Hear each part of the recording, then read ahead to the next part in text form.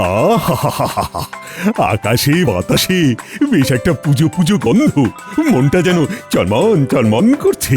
সে তো আপনার মুখ চোখ দেখেই বোঝা যাচ্ছে মহারাজ। আশ্বিনের শারদ প্রাতে মহারাজ যেন ঝলমলং ঝলমলং করছেন। মহারাজকে হাসতে দেখে আমারও মন কেমন নাচানাচি করছে। বলো কি, তবে তো ঢাকের তালে তালে একটু নেচে ফেললেই হয়।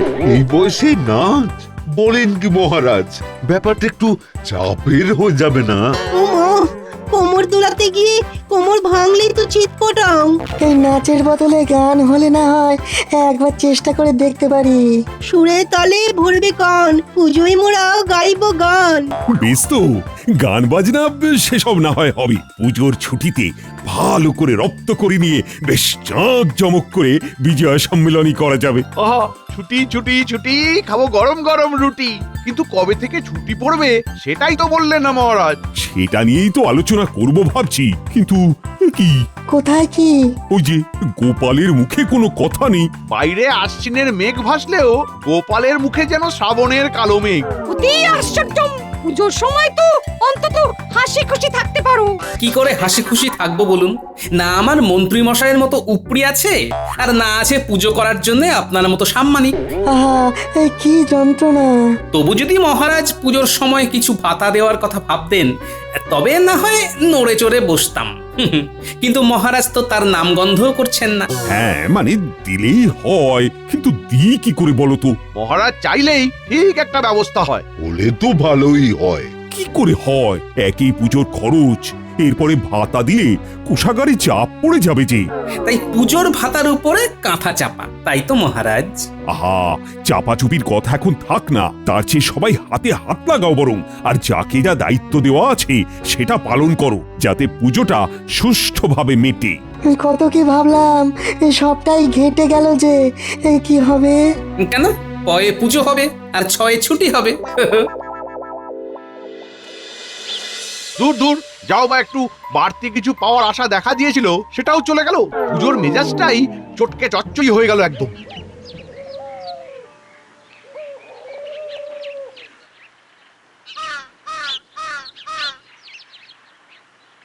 মন্ত্রীমশাইকে দেখে কেমন যেন মনমরা মনে হচ্ছে। এখন কি তবে কথাটা পারা ঠিক হবে? তোদের আবার কি হলো? খামোখা বিড়বিড় না করে ঝেড়ে কেসে বিদায় হ দেখি। না না, তেমন কিছু নয়, আসলে পুজো তো এসেই গেল। তাতে কি হলো? হওয়ার আর কি আছে? আর হবেই বা কি করে? হাত তো ফাঁকা। তাই বলছিলাম কি, পুজো বাবদ যদি কিছু হাত খরচা পাওয়া যেত। হাত খরচ? বলিস কি? মহারাজকে বললে মহারাজই হাত উল্টে দিচ্ছেন, আর আমি তো কোন ছাড়। ভাতার কথা বললেই মহারাজ উল্টো দিকে হাঁটা লাগাচ্ছেন। কি যে বলেন মন্ত্রীমশাই, আপনার আবার ভাতা লাগে নাকি? এটা সেটা থেকে এক হাতা সরিয়ে দিলেই তো আপনার হয়ে যাবে। সেটা অবশ্য তোরা খুব একটা ভুল কিছু বলিসনি, তবে দেখিস কথাটা যেন পাঁচ কান করিস না। আর এইভাবে আমার যদি কিছু হয় তবে তোদেরও না হয় হাতে কিছু গুজে দেব। ব্যাস ব্যাস, তাহলে আমরাও মুখ বুজে থাকবো।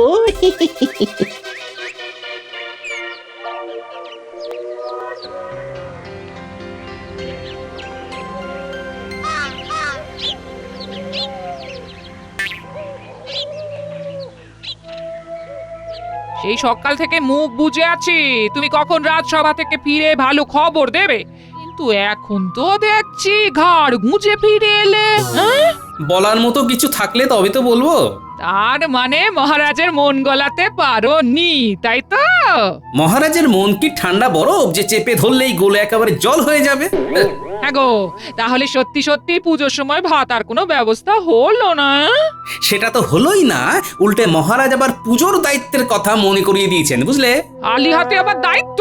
তা সেই দায়িত্ব নিশ্চয়ই তুমি মাথা পেতে নিয়েছো। হ্যাঁ নিয়েছি বটে, তবে এই এক দায়িত্ব পালন করেই আমি চাইলে মহারাজকে কাত করে দিতে পারি, বুঝলে? কি দায়িত্ব পেয়েছো সেটা আগে শুনি। হ্যাঁ, পুজোতে অতিথিদের আমন্ত্রণ থেকে তাদের আপ্যায়ন, সমস্ত দায়িত্ব আমার উপর। ওই ভাতা না পেলে কি মন দিয়ে কাজ করা যায়? কোন কাজের কথা বলছো গো দিদা? হ্যাঁ, তোদের দাদুর কি আর কাজের অভাব? এবার পুজোতে লোক ডেকে ডেকে আনার দায়িত্ব পেয়েছে তার দাদু। হ্যাঁ, আমরা থাকতে দাদুকে লোক ডাকতে হবে কেন? আমরাই ডেকে ডেকে আনবো। শুধু ডাকবই না, তাদের খাতির করার দায়িত্বও নেব। তবে আমি ভাবছি মহারাজের অতিথি কি আর চেষে কেউ হবে?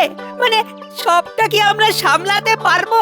খুব পারবো। তুমি দেখো দাদু, আমরা কিছুতেই তোমার নাম বদনাম হতে দেব না। আরে না না, পুজোর সময় তোরা কোথায় নতুন জামা জুতো পরে ঘুরে বেড়াবি, আনন্দ করবি, তা নয় দাদুর কাজ করবি। হ্যাঁ তাতে কি হয়েছে? আমরা কি আর সব সময় ঘুরবো নাকি? বেশ, তোরা যখন নাছোড় বান্দা তখন তোদের জন্য অন্য একটা কাজ আছে, শোন। কি পাবি তো? আমরা সব রকম কাজের জন্য তৈরি আছি। জানি তো, তোরাই তো আমার ডান হাত আর বাঁ হাত রে। তবে অন্য কাজ করার আগে সব থেকে গুরুত্বপূর্ণ কাজটা এবার আমায় করে ফেলতে হবে। কি কাজ গো গোপাল দাদু?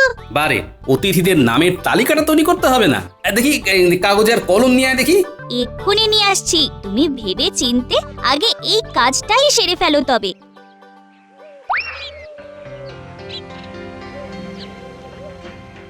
চলো মন্ত্রী, এখন এক চক্কর ঘুরে দেখি কেমন কি প্রস্তুতি চলছে। প্রস্তুতি তো তুঙ্গে মহারাজ, পুরো ব্যাপারটাই আমার তত্ত্বাবধানে হচ্ছে তো। তাই নাকি? তবে তো দেখতেই হচ্ছে। কি মহারাজ? ওই যে তোমার তত্ত্বাবধানে সবাই কেমন গুছিয়ে কাজ করছে। কাজে ফাঁকি দিলে তোমাকে কিন্তু আমি ছাড়বো না। এই মরেছে, যেচে আবার নিজের বিপদ নিজে ডেকে আনলাম না তো। ওই তো, ওই দেখুন মহারাজ, সেনাপতি কেমন নিজের কাজে লেগে পড়েছে। দর্শনার্থীদের ভিড় সামলাতে এখন থেকেই তৈরি হয়ে নিচ্ছে। তার ইচ্ছে বটে। না না, এখন কাজের সময় ওকে আর ডাকাটাকি করছি না তাহলে। কই হাতে হাতে আম্রপল্লবার বেলপাতাটা দাও দেখি।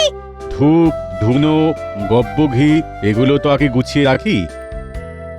কি পণ্ডিত, এদিকে প্রস্তুতি কেমন?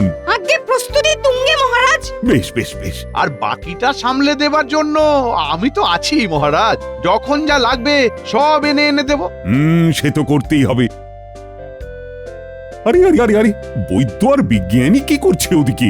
রঙিন কাপড় দিয়ে সামিয়ানাটা খাটিয়ে ফেলি তাহলে। এখনো ফেলি ফেলি করছেন? এতক্ষণে তো খাটিয়ে ফেলতে হতো। আমি রঙিন কাগজ কেটে সাজাবো কখন? ও যেন আমার জন্যই দেরি হচ্ছে। তা একটু হচ্ছে বই কি, কখন যে কি করি। আহা, নিজেদের মধ্যে ঝগড়া বিবাদ না করে মিলেমিশে কাজ করো দুজনে। ওদিকে আবার কবি এক মনে বসে কি করছে? কবির যা কাজ মহারাজ, পুজোর বৈঠকি আড্ডায় পাঠ করবে বলে কবিতা লিখে চলেছে। না না না, তুমি বেশ কাজের কাজই করছো বটে। তবে দেখবেন মহারাজ, কাজের বেলায় কাজী আর কাজ ফুরলে আবার পাজি না হয়ে যান শেষে। এই যে গোপাল, কোথায় ছিলে এতক্ষণ? আমাকে যে দায়িত্ব দিয়েছেন তাই পালন করছিলাম মহারাজ। ওই তো ভারী কাজ, তার আবার পালন। আমার মতো পুজোর কেনাকাটা জোগাড় যন্ত্রের ব্যাপারটা ভাবতে হলে, ফল মূল মিষ্টি দানের সামগ্রী নববস্ত্র সব জোগাড় করতে হলে তুমি কি করতে গোপাল? দেখো গোপাল, দেখো, মন্ত্রীর কাছে শেখো যে কাজ কি করে গুছিয়ে করতে হয়। আপনি কিচ্ছু ভাববেন না মহারাজ, আমি কাজ গুছিয়েই করছি। আর আমার কাজের বহর আপনি যথাসময়ে দেখতে পাবেন। আপনার হাতে ওটা কি জাহাপানা? ডাক এসেছে উজি, ডাক এসেছে। যাও যাও যাও, তৈরি হয়ে নাও। কিসের ডাক? কার ডাক? কোথাকার ডাক? ডাক ডাক করে আর ডাকাডাকি না করে যা বলছি সেটা করো। কৃষ্ণচন্দ্র আমাকে কৃষ্ণনগরে পুজো দেখার জন্য আমন্ত্রণ জানিয়েছে। তাহলে চলুন না, চলুন। আর দেরি করছেন কেন জাহাপানা? যাবো তো নিশ্চয়ই, তবে শুধু পুজো দেখতে নয়। তবে তবে আবার কি, কৃষ্ণচন্দ্রকে হালকা করে বেকায়দায় না ফেলতে পারলে যে আমার মন ভরে না। সে তো আমি জানি জাহাপানা। এবারেও কি ফোন দিয়ে এঁটে ফেলেছেন? নিশ্চয়ই, কৃষ্ণনগরে গিয়ে পান থেকে চুন খসলেই এমন শিক্ষা দেবো যে কৃষ্ণচন্দ্র একেবারে মুখ চুন করে ঘুরবে। সে ভালোই ভেবেছেন, তবে গোপাল থাকতে কাজটা তেমন সহজ হবে না।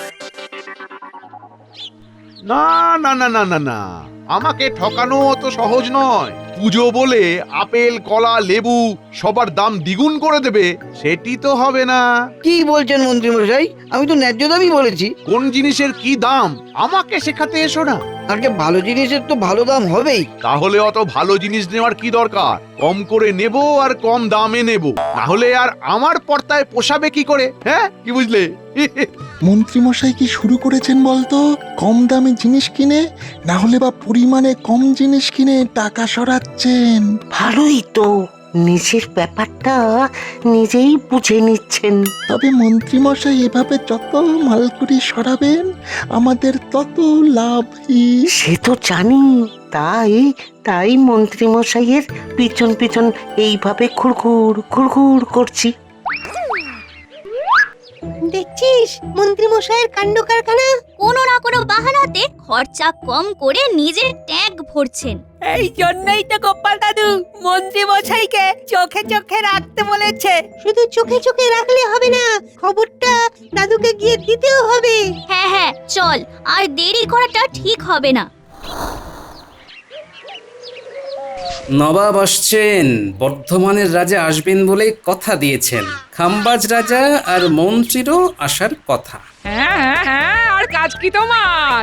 একবার করে তালিকা বানাও, একবার করে কেটে ফেল। তুমি কথায় কথায় এভাবে রেগে যাও কেন? হ্যাঁ, রাখবো নয় তো কি, নেচে নেচে গান শোনাবো তোমায়? বলি বসে বসে ওই তালিকা বানালে মহারাজের কাছ থেকে ভাতা জুটে যাবে তো? হ্যাঁ, ভাতা জুটুক না জুটুক, মহারাজ যে ঢোক গিলতে বাধ্য হবেন সেটা নিশ্চিত করে বলতে পারি গিন্নি। আমরাও বলতে পারি দাদু। তোরা আবার কি বলবি রে? কেন, ওই যে মন্ত্রী মশাই পুজোর কেনাকাটার নামে মাল করি সরাচ্ছেন। বলিস কি? তাহলে যা ভেবেছিলাম ঠিক তাই। মন্ত্রী মশাইয়ের কাজ করব আমরা নিজের চোখে দেখে এসেছি। বেশ, তবে তোরা পুজোর কদিন খুব হই হই আনন্দ করে নে, বুঝলি? আর তুমি আনন্দ করবে না? করবো তো, তবে তার আগে মন্ত্রী মশাইকে ওরই পেঁচে ফেলে ঠান্ডা করব।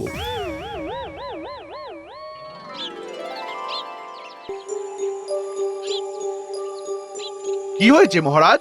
আজ যেন আপনাকে বেশ অস্থির দেখাচ্ছে। কি করে স্থির থাকবো বলো তো মন্ত্রী? আজ বাদে কাল পুজো, অতিথি নিমন্ত্রিতরা আসতে শুরু করবেন, অথচ গোপাল যে কি ব্যবস্থা করছে কিছুই বলছে না। আপনিও যেমন মহারাজ, কাকে দিয়েছেন কি কাজ? কেন, গোপাল কি দায়িত্ব দেওয়া কি ভুল হলো আমার? আগে ছোট মুখে বড় কথা হবে হয়তো, তবু বলি গোপালের ওপরেই গুরু দায়িত্ব দিয়ে আপনি বড় ভুল করেছেন। হ্যাঁ, বলো কি মন্ত্রী, এখন উপায়? কোনো উপায় নেই। গোপাল তুমি মানে এসব কি? মানে মন্ত্রী মশাই একেবারে ঠিক কথা বলেছেন। কি কথা?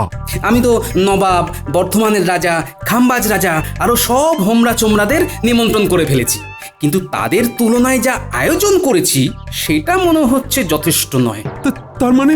মানে তাতে আপনার মান থাকবে কিনা তাই ভাবছি মহারাজ। বলো কি, তুমি এদের সবাইকে নিমন্ত্রণ করেছো? হ্যাঁ, এবার ঠেলা সামলান। ও, করেছো কি গোপাল? এরা সবাই আসবে? তবে যে আগে আপনার পুজো বলে কথা, যাকে তাকে তো আর ডাকা যায় না।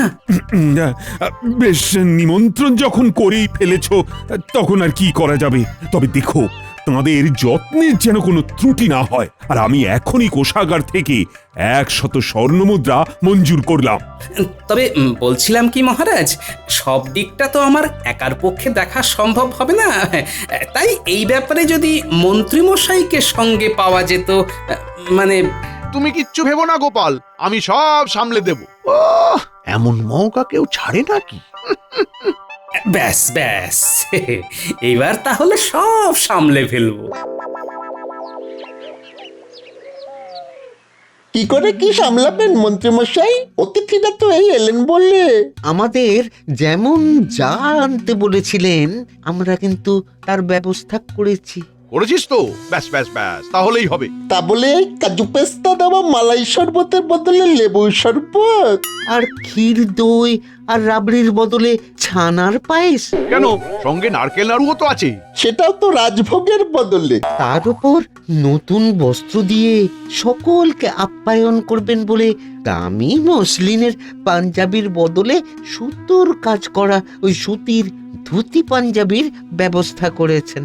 এই দিয়ে চলবে তো? চলবে মানে একেবারে দৌড়বে। শোন, যা করেছি খুব করেছি, এর থেকে বেশি আয়োজন করলে মাথায় চেপে বসবে। আর সেই সব করে আমারই বা কি থাকবে? আরেকবার ভেবে দেখুন মন্ত্রীমশাই, এই আয়োজন কি ঠিক হচ্ছে? বললাম তো যা হচ্ছে খুব হচ্ছে। মহারাজ সোজা পথে যেমন ভাতা দেননি, তখন বেঁকা পথে মহারাজের অতিথি আপ্যায়নের অর্থ থেকে নিজের মতো সরিয়ে ফেলাটাই এখন ঠিক কাজ। তবে গোপাল দাদা না বললে আপনি কিন্তু এমন সুযোগ পেতেন না। গোপাল বেশি ভালো মানুষই দেখাতে গিয়ে চালে ভুল করে ফেলেছে। তবে আমি কোনো বেচাল হতে দেব না। নে চটপট হাত লাগিয়ে সব গুছিয়ে ফেল দেখি।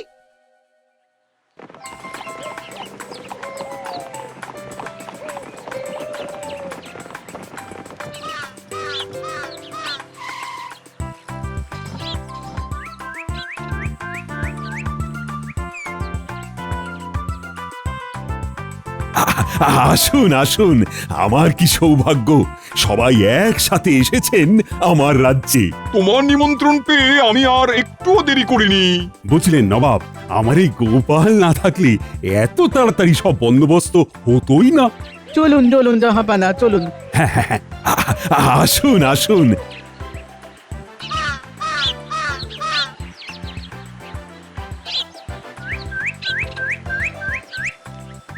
নিয়ে এসো সে সব নিয়ে এসো। নবাব বাহাদুর এসেছেন বলে কথা। আরে আরে করেছো কি? করে অতিথিদের জন্য জল মিষ্টি নিয়ে আসার কথাটা কি তোদের বলে দিতে হবে?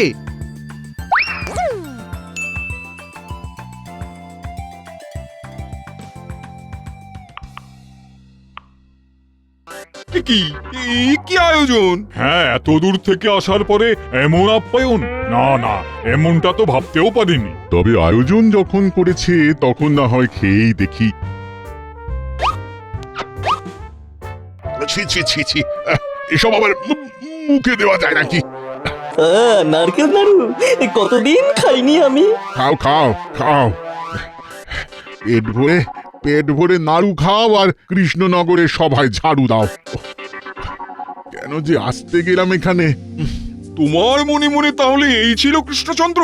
ছি মন্ত্রী, তোমার জন্য যে আমার নাক কাটা যাওয়ার উপক্রম হলো, সেদিকে খেয়াল আছে? হ্যাঁ, আমি তো মহারাজ মানে একেবারে নিজে দাঁড়িয়ে থেকে মানে একেবারে। থামো, তোমাকে আর মানি করে জিভ কাটতে হবে না। যা করেছো খুব করেছো। মহারাজের মনের কথা তাহলে বুঝেছেন নবাব বাহাদুর? কি বলতে চাইছো নাকি গোপাল? আসলে এই যে আয়োজন দেখছেন, এটা মহারাজেরই মনের ইচ্ছে। তার মানে কৃষ্ণচন্দ্র জেনে শুনে? না না, জানিয়ে শুনিয়ে ঢাক ঢোল পিটিয়ে নয়। তবে মহারাজ খুব সাধারণভাবেই সর্বসাধারণকে উৎসবের দিনে বিভিন্ন সময়ে জল মিষ্টি আর বস্ত্র বিতরণ করেন। আপনাদের মতো অতিথিদের তারই নমুনা দেখিয়েছেন মাত্র।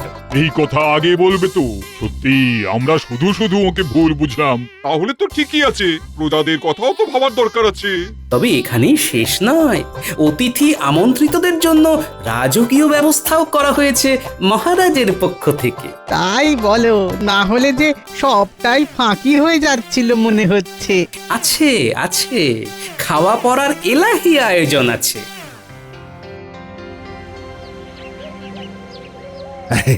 সবই তো ঠিক আছে গোপাল, কিন্তু এলাহি আয়োজনের কথা তো বলে দিলে, তার মানে তো আবার খরচ। গোপালের কোনো তাল জ্ঞান নেই যে। তুমি আবার ফড়ন কাটছো। এই সব তো তোমার জন্যই করতে হচ্ছে। আর শোনো, যেভাবে তুমি বরাদ্দ অর্থ থেকে নিজের পেট ভরার চেষ্টা করেছিলে, তার একটাই শাস্তি, তোমার আগামী 6 মাসের বেতন বন্ধ। মহারাজ, পুজোর সময় এমন কঠিন শাস্তি দেবেন না মহারাজ। আমি একেবারে মারা পড়ে যাব মহারাজ। তোমার যা হবে তা হবে, কিন্তু আমি এখন কি করব? চিন্তা করবেন না মহারাজ, অতিথিদের জন্য করা খরচ অতিথিদের অর্থেই হবে। শুধু আপনাকে একটা ছোট্ট কাজ করতে হবে, এই যা।